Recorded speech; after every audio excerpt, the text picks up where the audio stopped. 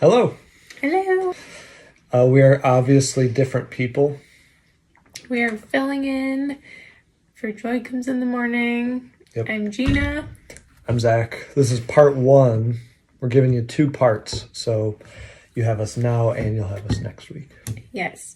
So we are going to be talking about healing and faith and just some of the things that we've seen, experienced, learned from. Little teaching, but just kind of sharing with you bits of that. Yes. Whenever we do stuff like this, if you can't tell, we kind of don't plan things out super in depth. On purpose. Like we talk about it, but yes, we kind of like to just jump in and see what happens. Yes. We like to just share and have the conversation and let Holy Spirit kind of do what Holy Spirit wants to do. So, okay, well, I'll start. Did you say we're talking about healing? I did. Okay, I think I zoned out. I did. Not because it wasn't interesting. I think I was thinking about something. Yeah, go ahead. Okay.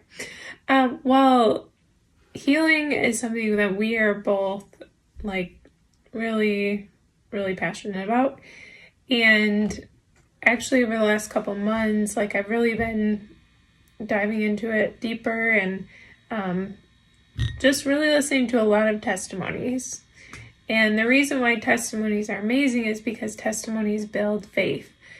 And the Bible talks about faith comes by hearing and hearing by the word. And so anytime that you're listening to testimonies, you're hearing the word spoken, faith rises up.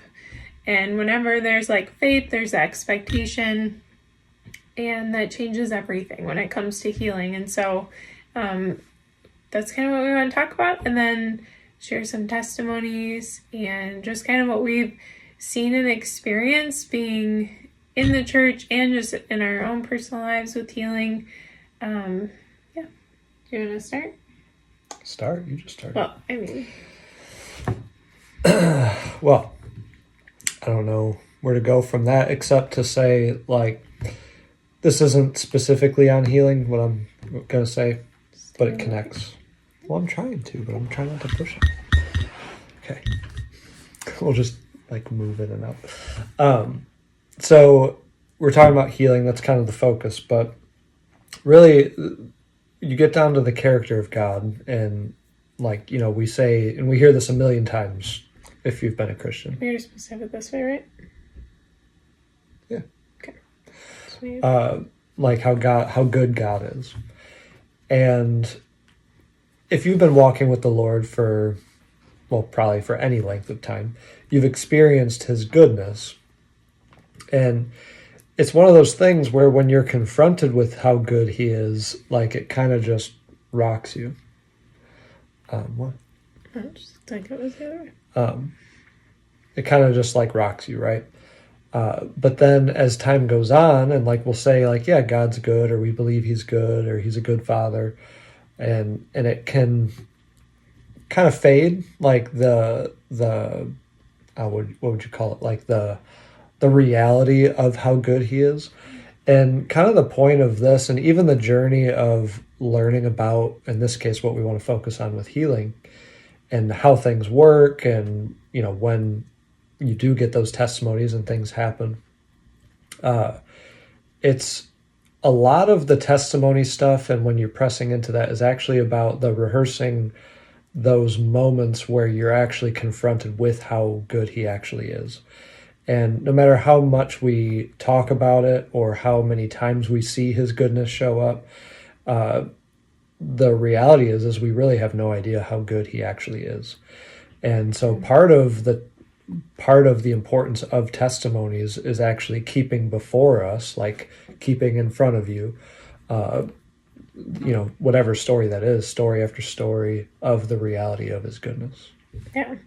I think for me, at least the last couple months, I think I've been reminded of how often we just kind of put up with stuff in our life because we have forgotten that we don't have to.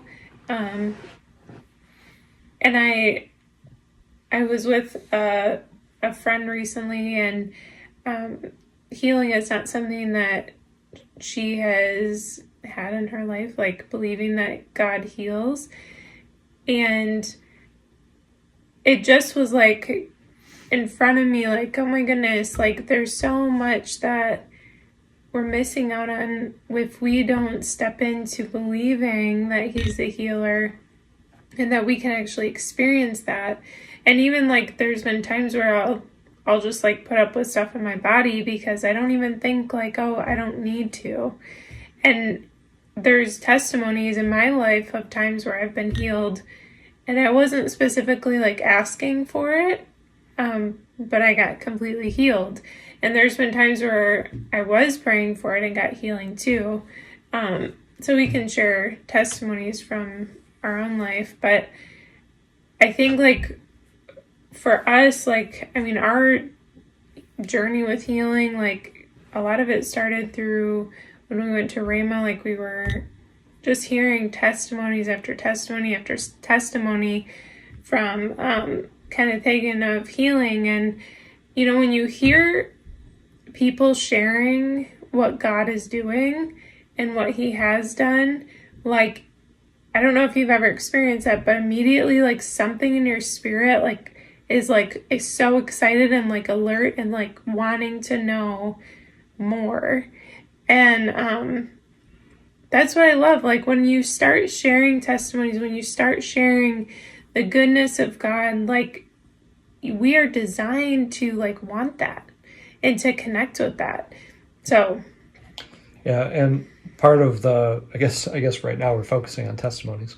The part of the whole thing, and I forget how even long ago this was, like a year ago maybe now, at Grace, my dad, Pastor Jerry, was preaching, and we were talking about this very subject, and I forget how it breaks down, but I think it's like through the word study of testimony and where it comes from is it actually carries the meaning of like the phrase "do it again." And so sharing the story actually carries like the open door, or it provides the open door or something, or expectation. I forget. I don't know how you say it. With the expectation that like he'll do it again. So it's not just a story of what happened in the past. It's actually an invitation with the expectation that he'll do it again. right. And even if that doesn't mean like he'll do it exactly the same way, that's not the point, but it's that rehearsing how good he is, expecting that he still is and will show up to be good again. Right. And so testimonies, they're important. Like imagine what heaven is doing when a testimony is shared. Like first of all, it's highlighting the Lord. So all of heaven pays attention to the Lord, right? And then, you know, it doesn't matter where you're at your home or you're in a church service or out and about in the world, like you start sharing about God's goodness and like the angelic, they start paying attention and like Right. It's stuff like starts as soon to as you adjust. start, it's like a magnet Yeah. for heaven. Yeah. Which if you've ever like been in a church service where like those kind of things are being shared, like you can feel in the atmosphere things shifting and things moving.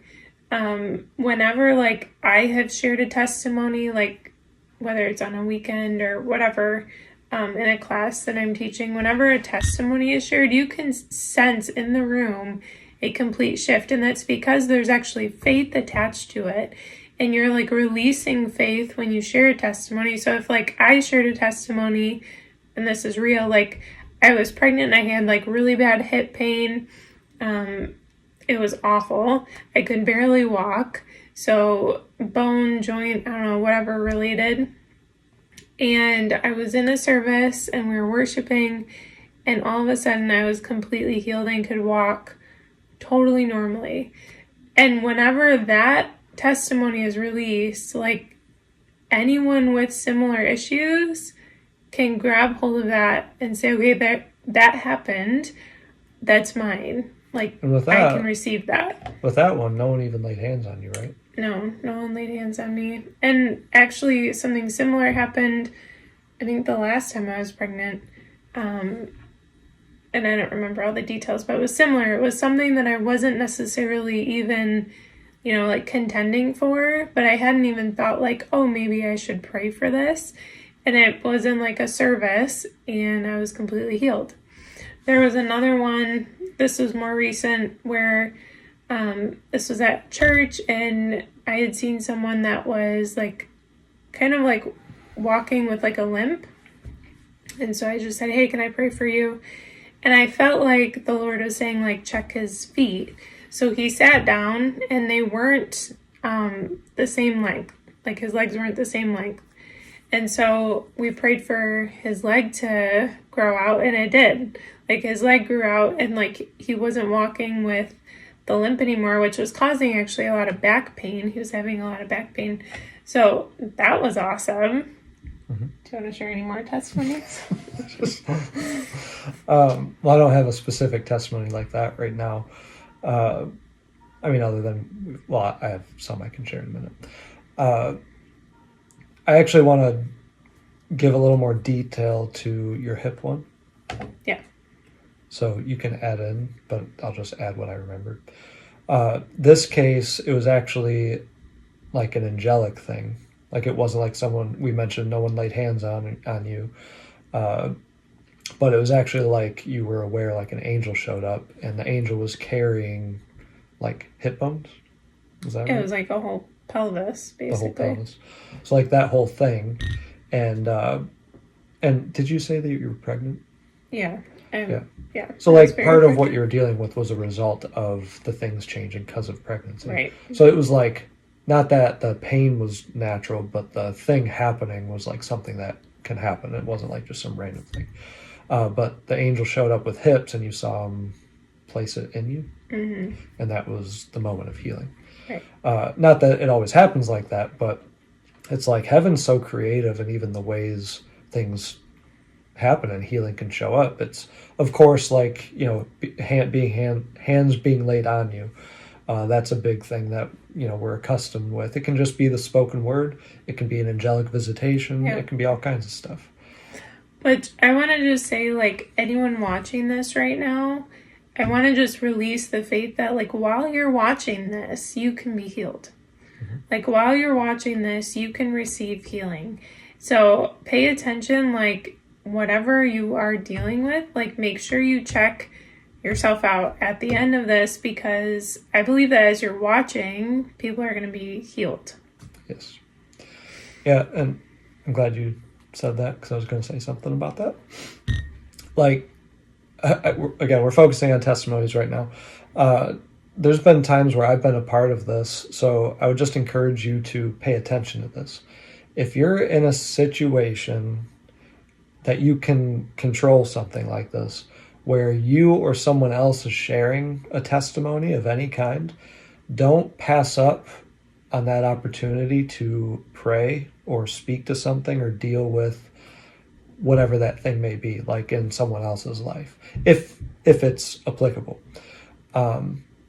Because there, and I'm sure you could probably recognize this, there's been times, whether it was a church service or just people talking, where I've heard people share testimonies, and most of the time it's probably because we're just not thinking of it, where we'll share the testimony and then just move on. Mm-hmm.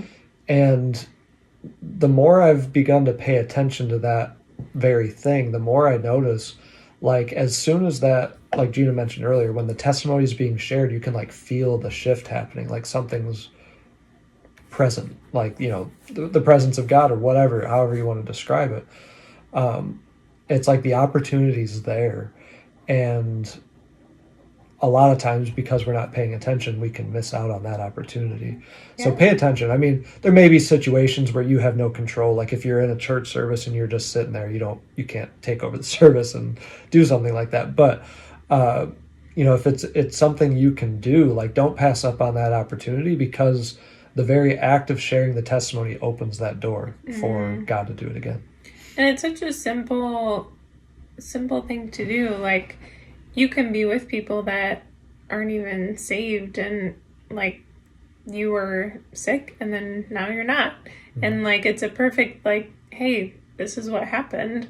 Yeah. Like, and what they do with that's up to them. But like, that's a perfect way to share the goodness of God. Yeah. So We should probably be done.